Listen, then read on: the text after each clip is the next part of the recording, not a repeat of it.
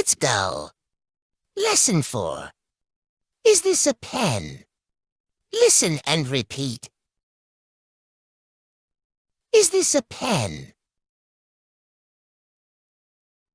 Yes, it is. Is this a poster? Yes, it is. Is this an eraser?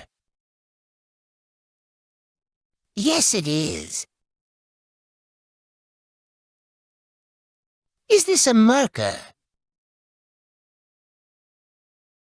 Yes, it is. Is this a crayon? Yes, it is. Is this a chair? Yes, it is.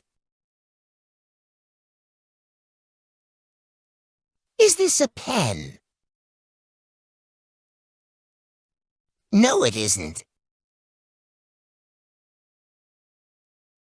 Is this a poster? No, it isn't. Is this an eraser? No, it isn't. Is this a marker? No, it isn't. Is this a crayon? No, it isn't. Is this a chair? No, it isn't.